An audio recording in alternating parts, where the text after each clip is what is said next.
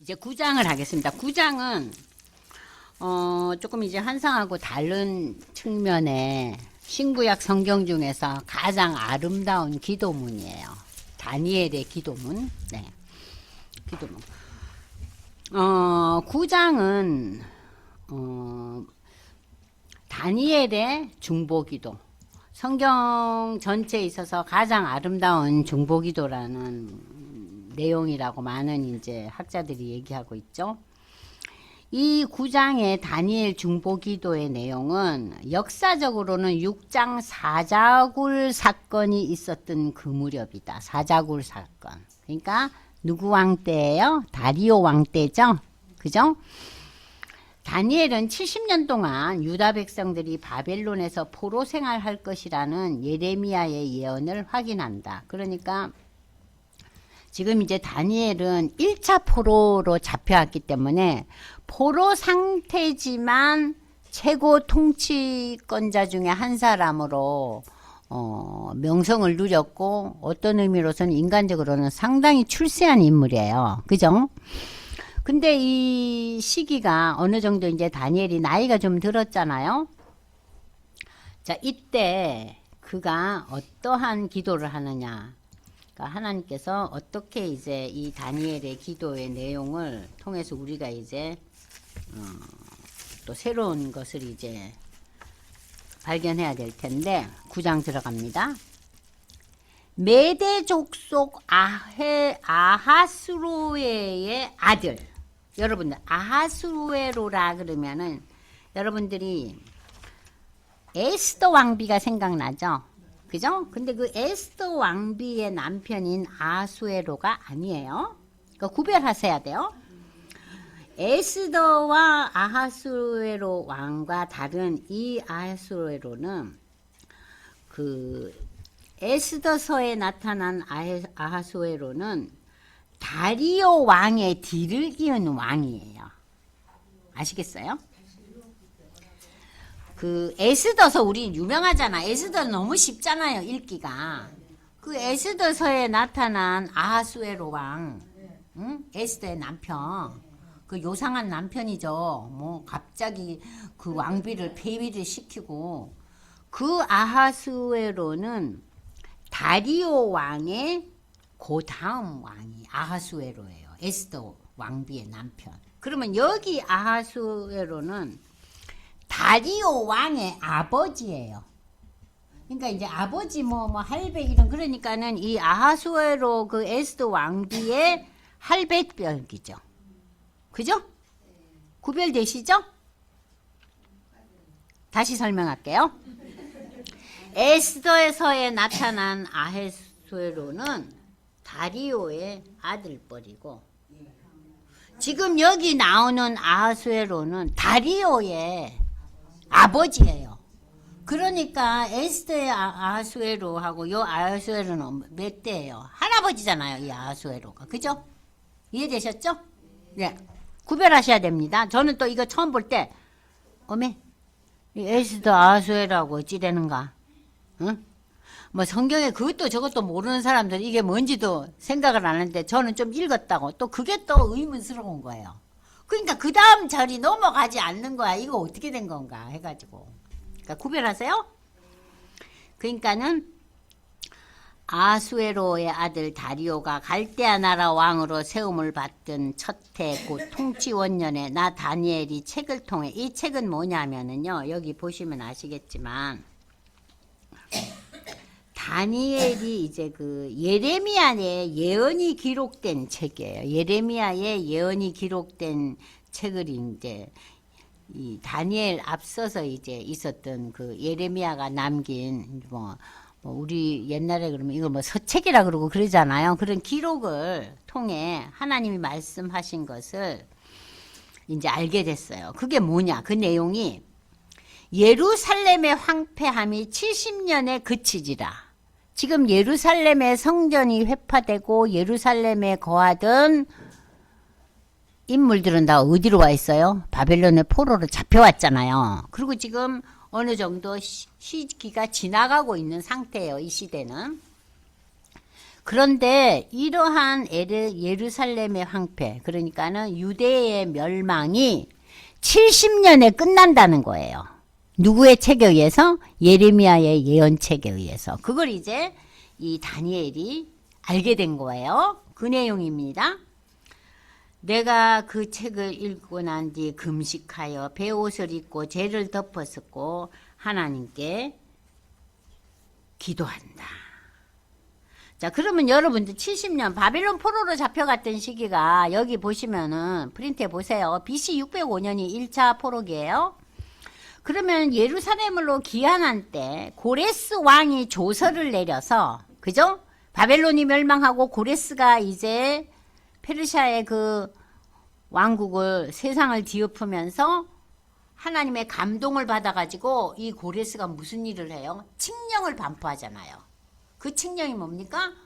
유대에서 포로로 잡혀온 사람들을 저거가 원하면 보내거라. 근데 이 보내는 그 회복기도 포로기도 1, 2, 3차에 이루어지고 포로에서 회복돼서 예루살렘에 돌아간 것도 1차, 2차, 3차에 걸쳐서 이루어져요. 그러면은 1차가 이루어지는 시기가 언제냐? 바사의 고레스 왕이 저들의 해방을 통과하고 저들에게 온갖 것을 다 줘요. 가서 뭐 하라고? 성전을 지으라고. 그것은 바사의 고레스에게 하나님의 성령이 임했기 때문에 그런 거예요. 그건 우리가 이제 그 역대기 하나 또 이렇게 보면은 다 이제 나타나고 있어요. 자, 그런 역사적인 배경 속에서 이 다니엘이 금식을 하고 베옷을 입고 죄를 뒤집어 쓰고 지금 기도를 합니다. 자, 이건 뭘 상징하냐? 굉장한 슬픔과 아픔을 나타내는 거예요. 그러니까 우리가 기도할 때, 금식 기도할 때요, 우리 집에 더 좋은 일이 생기라 하고 잔치상을 벌리고 금식 기도 안 해요. 그죠? 어려움이 닥쳤을 때, 내가 해결할 수 없을 때, 내가 두 손 들 때 금식 기도 하잖아요. 지금 여기서 다니엘은 이 나라가 회복되는 것이 이루어진다는 거예요. 70년 만에. 그러면 우리 같으면 어떻겠어요? 어머, 하나님이 70년 후에는 이제 원상복귀 하시네. 아이고 다행이다, 너무 좋다, 그럴 거 아니에요? 근데 다니엘은 그렇게 기도 안 해요. 70년이 되면 하나님이 회복해 주신다는데 그 회복의 역사를 앞두고 내가 할 것이 뭐냐? 금식하며 회개하는 기도를 하는 거예요. 그게 우리 일반인들과 달라요. 이현성 권사님 이해되시죠? 우리는 너 고통이 이제 한 5년 있으면 끝난다. 할렐루야 하나님. 끝난다니 얼마나 즐거워요. 근데 다니엘은 이 고통의 시간이 끝난다, 제한되어 있다, 70년이 지나면 니네가 회복된다는 이 예레미야의 예언 말씀 앞에 회개를 해요. 하나님, 우리가 이러한 죄를 지었습니다. 이 백성을 용서하소서. 그러면서 이제 70년의 그 포로기를 정리하고 새로운 시대를 향해서 지나온 날을 돌아보면서 금식하며 회개하는 거예요. 이것이 다니엘의 또 다른 면이에요. 우리하고 너무 다르죠? 그죠? 와, 다니엘은 이렇게도 다루는구나. 그러니까 지혜만 충만한 사람이 아니에요. 신앙도 너무 특별해요. 다니엘은 자기 자신이 하나님 앞에 죄가 없음에도 불구하고 금식하며 죄를 뒤집어 쓰고 자기 민족 이스라엘을 위해 통회하며 기도합니다. 이스라엘의 죄는 하나님이 주신 그 율례와 법도를 불순종한 것과 선지자들의 예언에 귀를 기울이지 않은 것이었다는 거죠. 이는 이스라엘에 대한 하나님의 진노와 심판의 원인. 그러니까는 유다는 바벨론의 침략으로 포로가 되었지만 이 바벨론 침략으로 포로가 된 것은 저들이 하나님의 진노와 심판을 받은 거예요. 저들의 죄악 때문에. 다니엘은 자신이 처한 역사적인 상황을 분명히 알고 하나님께 기도한다. 그는 현재 겪고 있는 뼈아픈 현실이 민족의 죄로 인한 하나님의 당연한 심판이었지만 하나님의 영광을 온 세계에 나타나기 위해 선민 이스라엘의 구원이 이루어지기를 기도한다. 그러니까 우리와 그 기도의 자세와 기도의 내용이 너무 다르다는 것을 이제 본문에서 알게 돼요.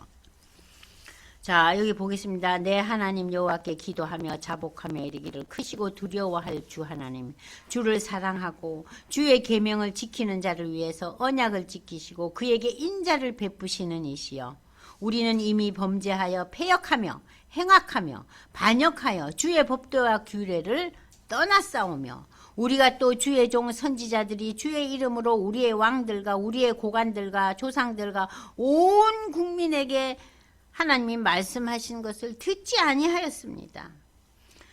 주여, 공의는 주께로 돌아가고 수치는 우리 얼굴로 돌아옴이 오늘과 같아서 유다 사람들과 예루살렘 거민들과 이스라엘이 가까운 곳에 있는 이 유대인들이 먼 곳에 있는 자들이나 가까운 곳에 있는 자들이나 다 주께서 쫓아내신 그 여러 지역으로 흩어졌잖아요. 각국에서 수치를 당하여 싸우니 그 수치의 최고봉이 바벨론 포로죠.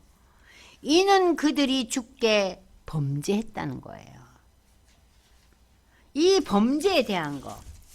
자, 주께 우리가 범죄했다. 이 범죄가 하나님의 말씀에 불순종한 거죠.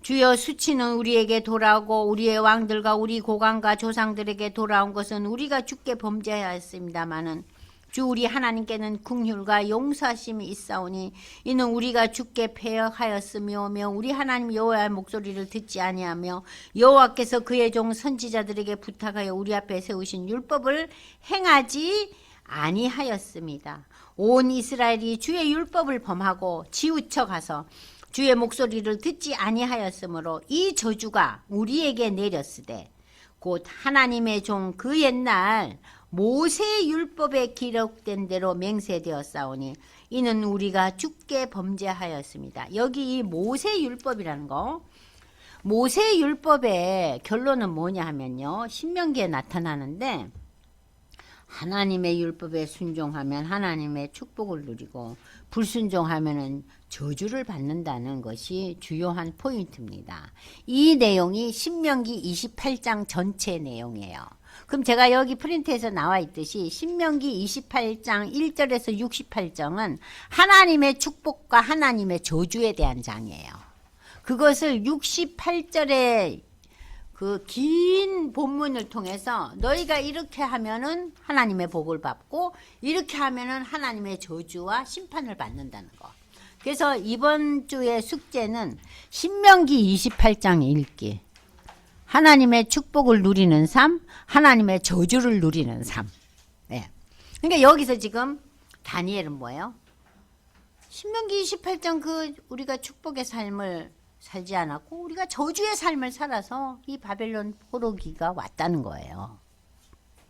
근데 그 예레미야의 예언의 결론은 뭡니까? 70년 만에 회복된다는 건데도 이 다니엘의 기도의 포인트는 우리의 제약에 가 있는 거예요. 참 놀랍죠? 회복을 앞두고 그것을 고마워하고 즐거워하고 안도하는 것이 아니라 왜 우리가 이러한 긍휼하신 하나님, 우리를 결국 회복하게 하시는 하나님이 왜 이렇게 큰 벌을 주셨는가? 그걸 지금 기도하고 있는 거예요. 통해 자복하는 거예요. 그것이 우리 보통 사람들과의 다른 그 범상한 인물이죠. 이 다니엘이라는 인물이요. 자, 그래서 이제 주께서 큰 재앙을 우리에게 내리사 우리와 및 우리를 재판하던 재판관을 쳐서 하신 말씀을 이루셨사오니, 자, 우리에게 그 큰 재앙이 내렸잖아요. 그 재앙을 내리는 재판과 재판관은 누구예요? 바벨론이고 바사고 그렇잖아요. 그죠? 그런데 그들도 다 쳐서 멸망시켜요, 하나님은. 온 천하의 예루살렘에서 일어난 일 같은 것이 없나이다. 프린트 보세요. 재판관은 왕과 당시 고위 지도창들을 가리키며 예루살렘에서 일어난 일이란 바벨론의 침략으로 성전이 불타고 거룩한 물건들이 바벨론 이방 신들의 제사와 잔치에 사용된 이 놀라운 일들을 가리키고 있습니다. 모세의 율법에 기록된 대로 이 모든 재앙이 이미 우리에게 내렸사오니 우리는 우리의 죄악을 떠나고 주의 진리를 깨달아 우리 하나님 여호와의 얼굴을 기쁘게 하지 아니하였나이다. 그러므로 여호와께서 이 재앙을 간직하여 두셨다가 우리에게 내리게 하셨으니 우리의 하나님 여호와께서 행하시는 모든 일이 공의로우시나 우리가 그 목소리를 듣지 아니하였다.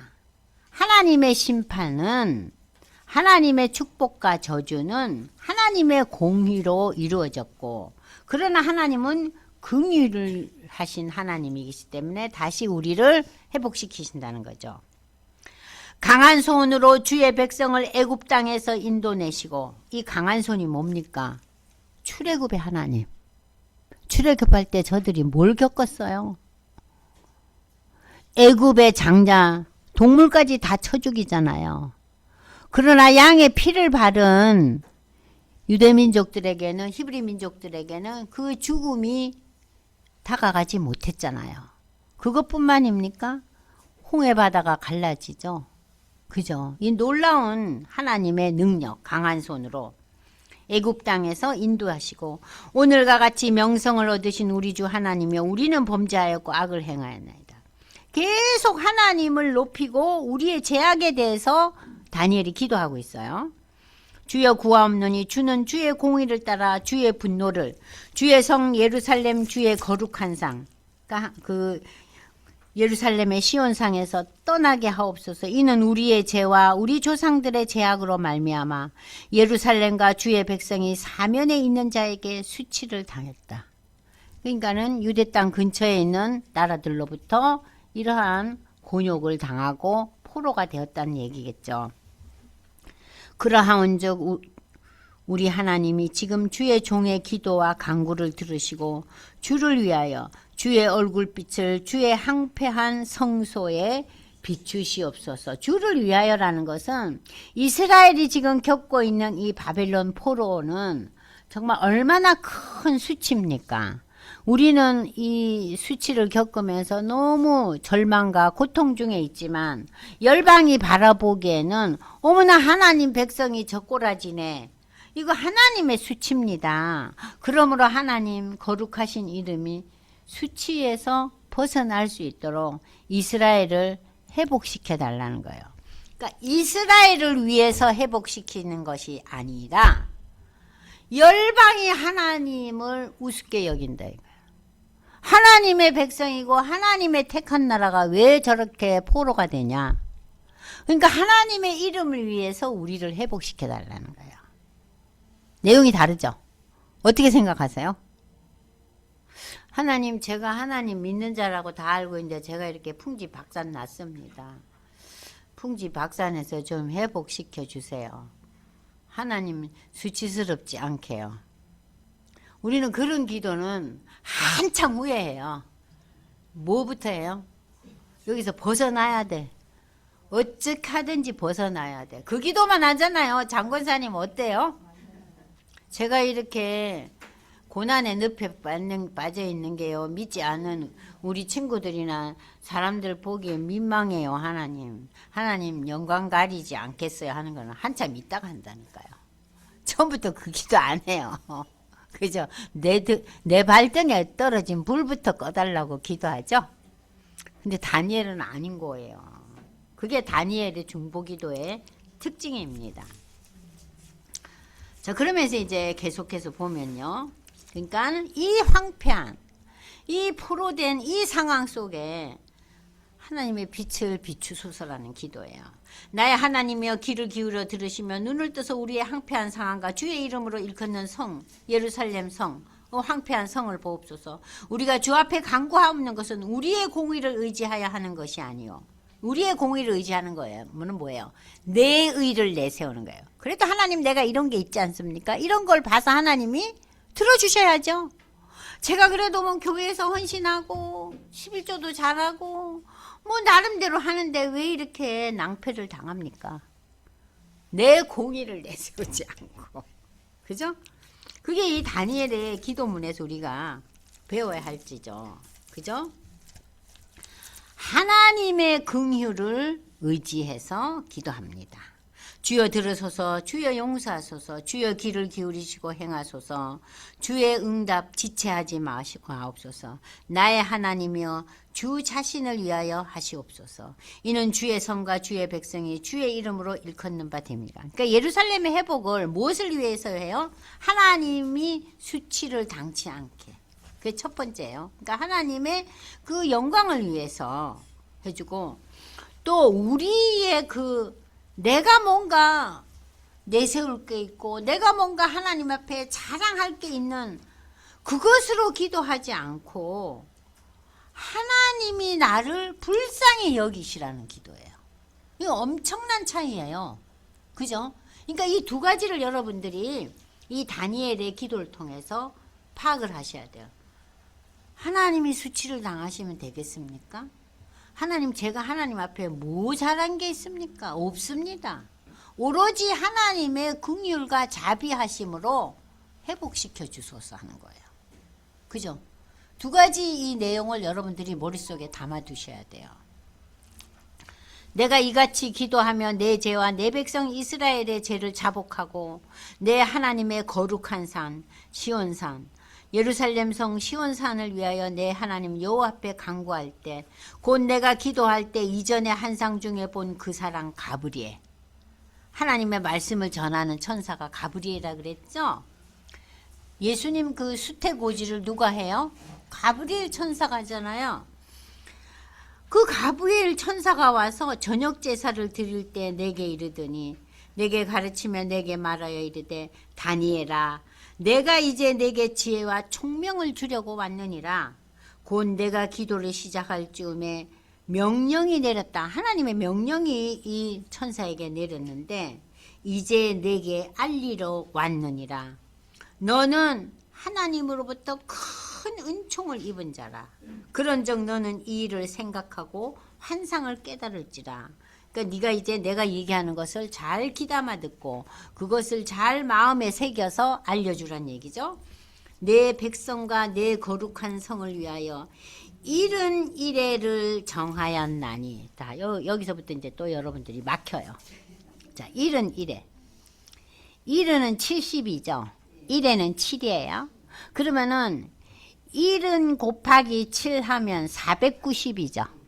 그러니까 이게 그냥 계산에 의해서는 490년이라는 단어가 나오지만 그러나 이게 숫자적인 의미라기보다는 70년 완전수에 완전수 7을 곱하여 완전한 성전의 건립, 예루살렘 성전이 다시 회복되고 즉 메시아의 도래와 종말에 있을 하나님의 심판에 대한 상징으로 그 당시부터 그리스도 재림까지 전체 기간을 이른 이래라는 거예요.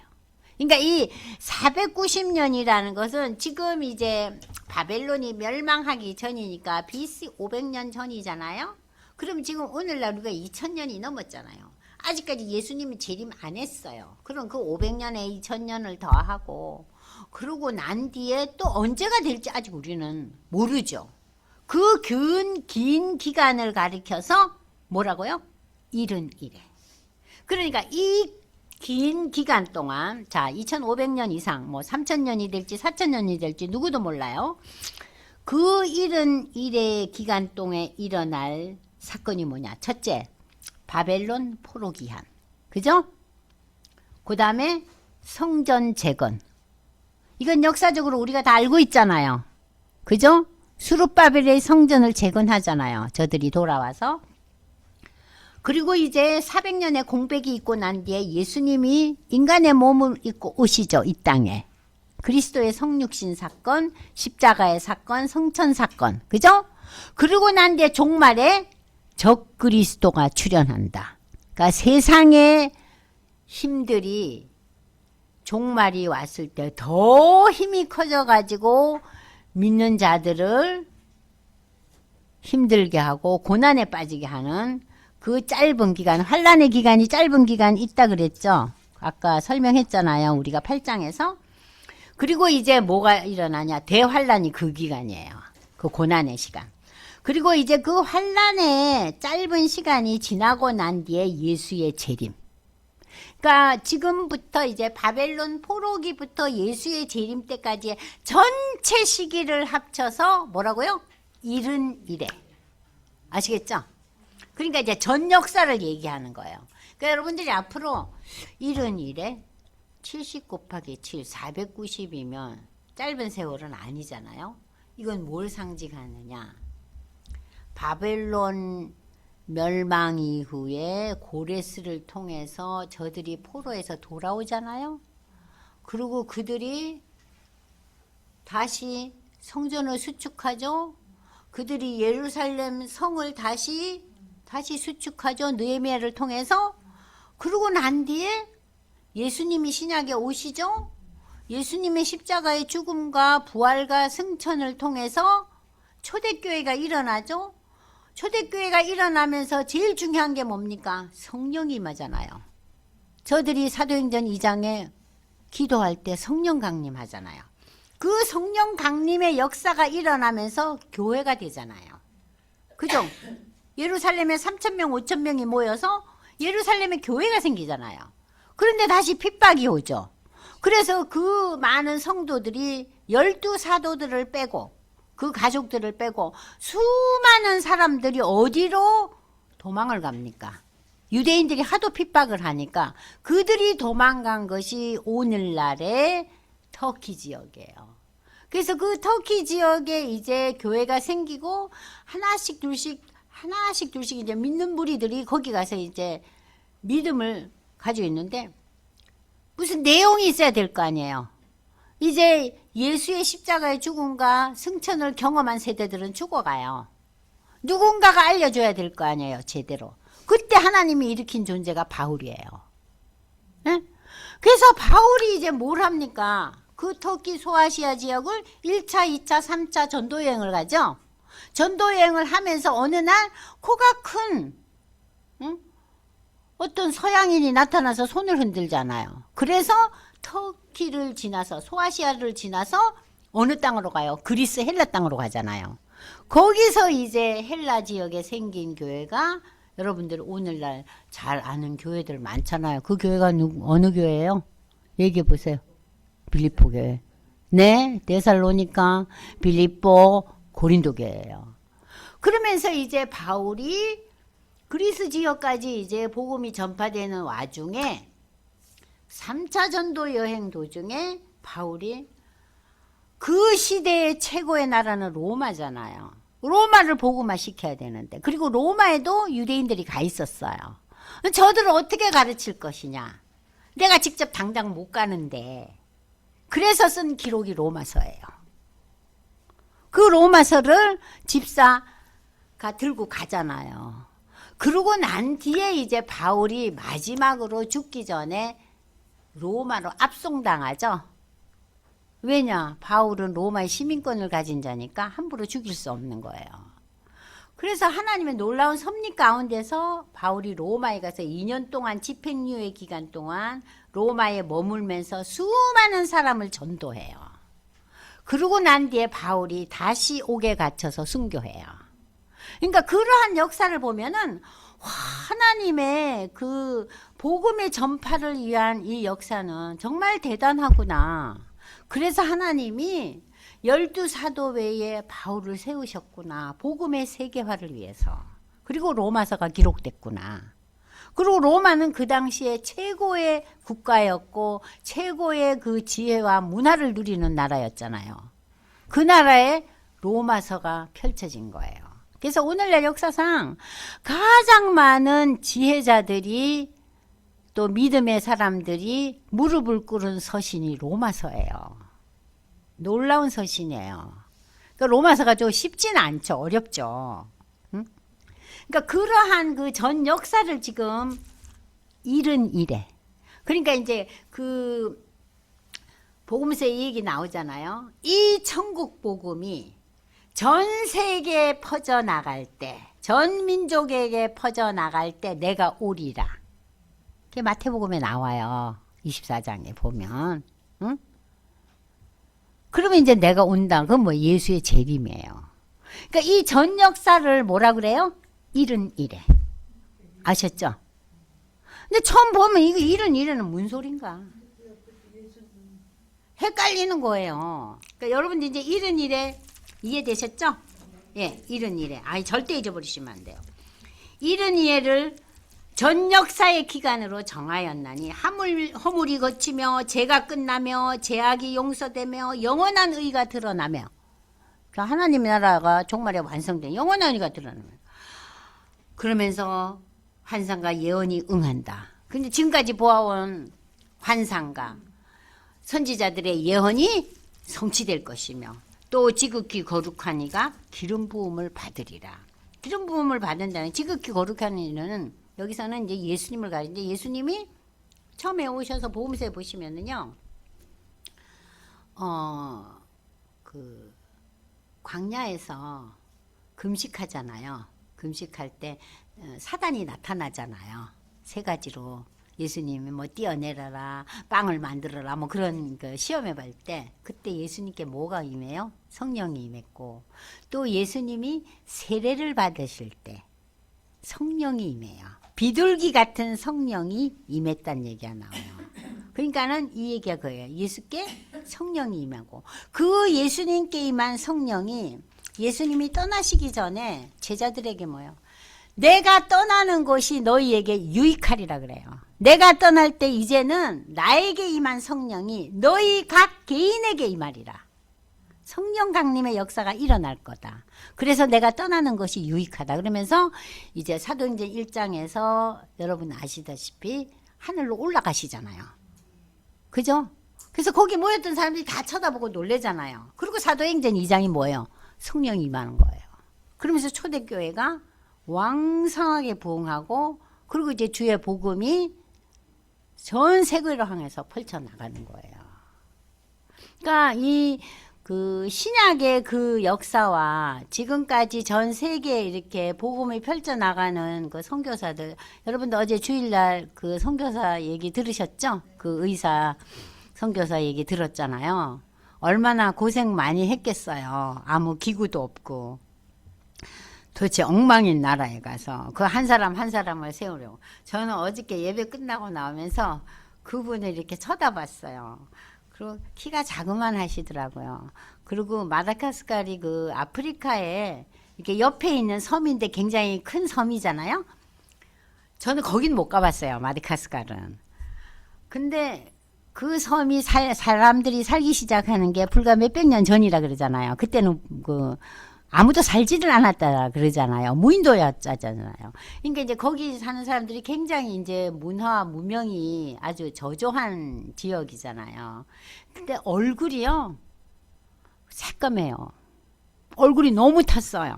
그래서 제가 얼굴 보니까 얼굴이 탔는데요. 눈이 너무너무 반짝반짝해요. 제가 깜짝 놀랐어요. 얼굴은 새카만데 눈이 반짝반짝해요. 그래서 저도 모르게 그 선교사 팔을 확 잡았어요. 아우 너무 애쓰셨어요 하고 팔을 확 잡았어요. 저도 모르게. 저도 성격이 누구 보고 이렇게 한꺼번에 갑자기 뭐 이러지를 않아요. 한번 이렇게 쳐다보지. 근데 저도 모르게 그냥 손을 확 잡아버렸어요. 그랬더니 그분이 웃으시더라고. 너무너무 애쓰셨어요 그랬어요. 눈이 반짝반짝해요. 그래서 예배 끝나고 집에 돌아오면서 저 양반이 이제 의료기구와 그 학교와 여러 가지를 세우고 큰 일을 할 텐데 의사들이 사실 조직과 관리와 행정에는 부족하잖아요. 그런 건 못하잖아요. 누가 그런 사람 좀 가면 좋겠네. 하나님 그런 사람 좀 옆에 붙여주셔서 저 나라에 복음 전하게 해주자는 기도가 절로 나오더라고요. 저 선교사를 도와줘. 행정, 관리직, 야물딱지게, 응? 그리고 모든 걸 이렇게 정리정돈 해줘야지 의사 일을 할 거 아니야. 그 가르치고. 그래서 저는 어저께 예배, 그분이 굉장히 그 메시지가 길었거든요. 우리 예배가 5분 가까이 돼서 끝났어요. 그러니까는 메시지가 굉장히 길었어요. 근데 우리 할아버지가 1분도 안 조는 거예요. 그래서 그게 너무 고맙더라고. 오늘은 안 조네 그랬어요. 제가 항시 잘 졸거든요. 아무튼 그래서 제가 이제 이 일은 이래라는 것은 전 역사를 얘기하는 거예요. 전 역사. 아시겠죠? 예. 절대 잊지 마시기 바랍니다. 그리고 이제 그러므로 너는 깨달아 알지니라 예루살렘을 중건하는 영이 날 때부터 기름 부음을 받은 자 곧 왕이 일어나기까지 7일에와 62일에가 지나가 이 곤란한 동안에 성이 중건되어 강자가 그래. 자, 여기에 또 다른 숫자가 나와서 또 우리를 혼미하게 만들죠. 자, 여기에 7일에라는 것은 7과 7이 반복되는 거잖아요. 그래서 7일에란 성전 재건을 허락한 고레스 왕의 칙령이 내리던 때부터 스룹바벨 성전이 재건되고 또 느헤미야에 의해 예루살렘 성벽이 수축된 때 기간을 말한다. 그러니까 이게 한시적인 거예요. 요것도 7일에는 그러니까는 짧은 기간. 예루살렘의 회복, 유대의 회복을 말하는 거예요. 7일에. 그러니까는 유대의 회복이 처음에 무엇부터 됐어요? 저들이 돌아와요. 고레스의 도움을 받고 돌아오잖아요. 그러고 난 뒤에 성전을 재건하죠. 그러고 난 뒤에 뭘 합니까? 저들이 느헤미야가 돌아오면서 예루살렘의 성벽이 수축된 그 기간을 이제 7일에를 말한다는 거예요. 그리고 이제 기름 부음을 받은 자는 메시아로 오신 예수 그리스도를 상징하는데 여기서 그 다음에 62일에는 제2성전인 스룹바벨이 성전이 건축될 때부터 예수의 초림까지다. 아시겠죠? 그러니까는 71회를 세분화하고 있어요.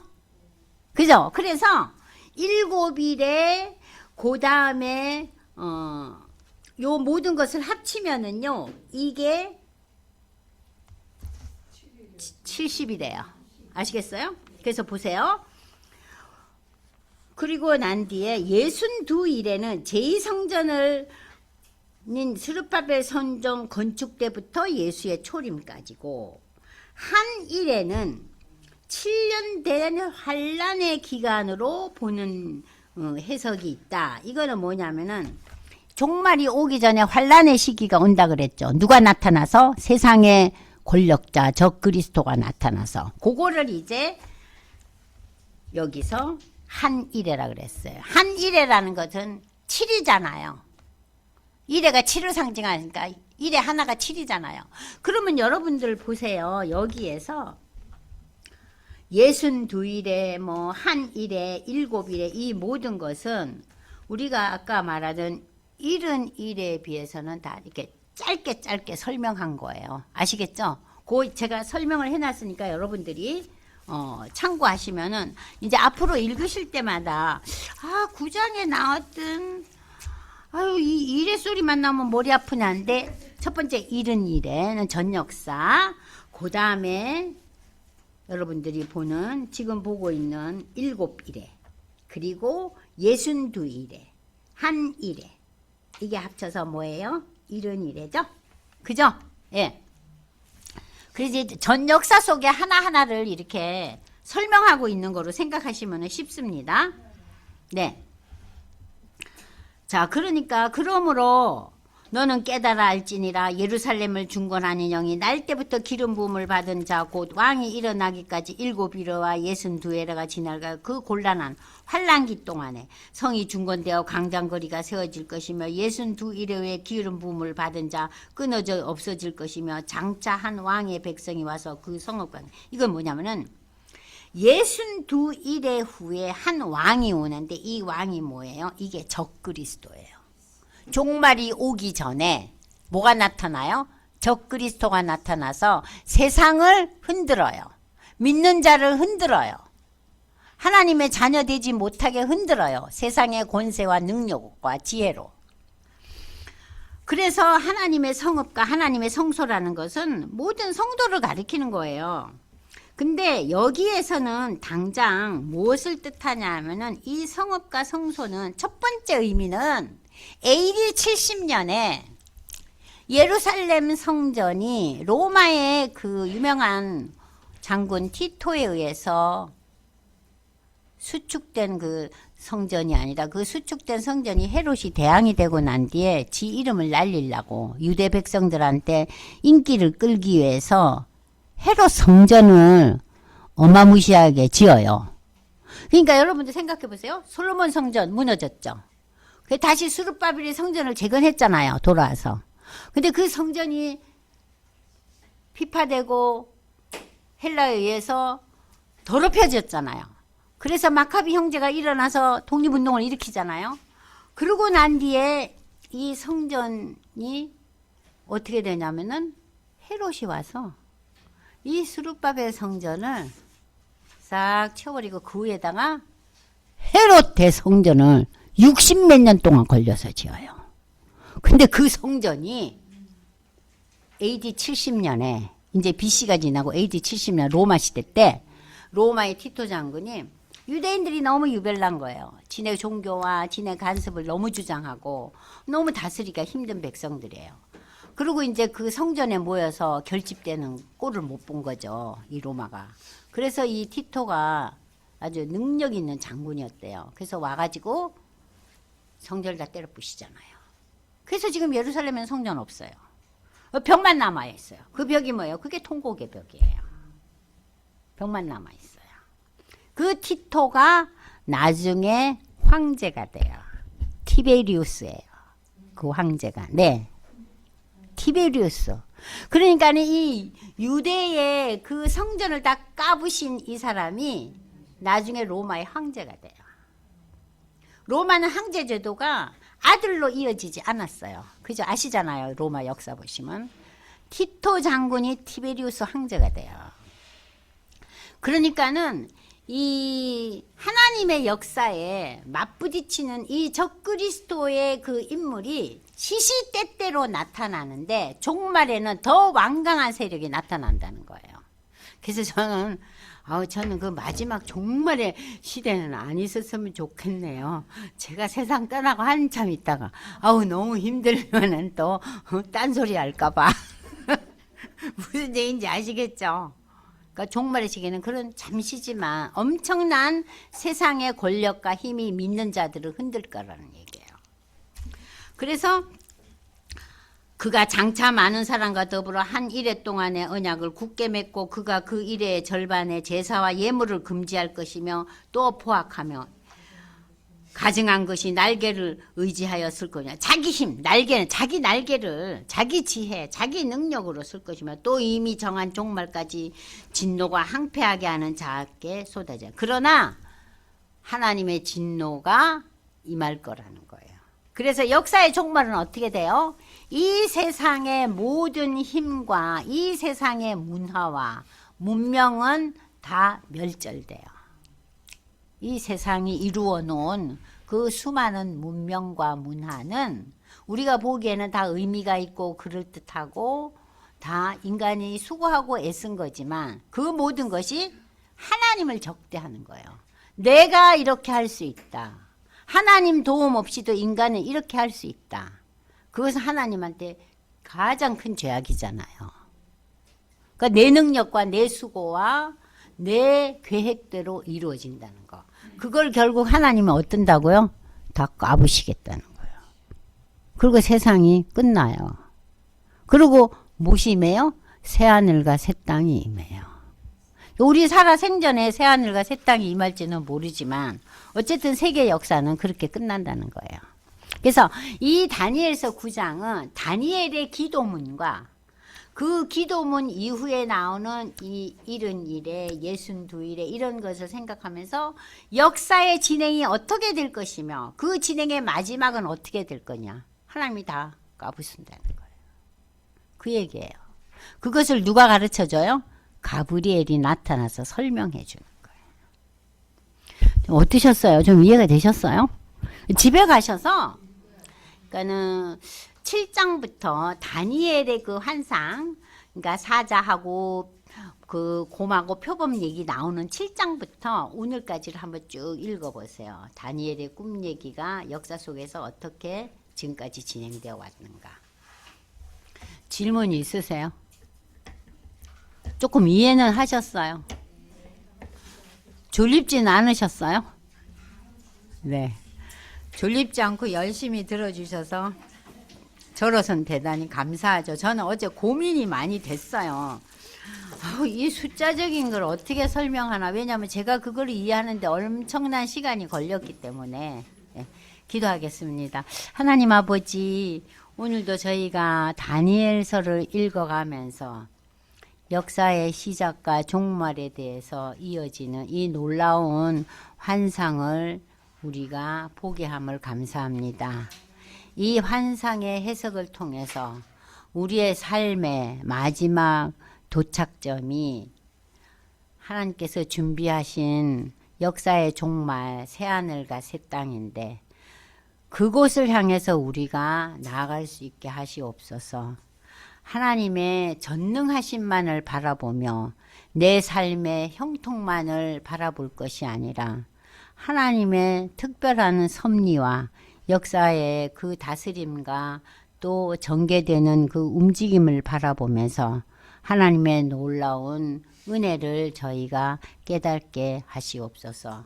오늘도 우리에게 말씀으로 함께 해주심을 감사드리며 예수님 이름으로 기도드리옵나이다. 아멘. 수고하셨습니다.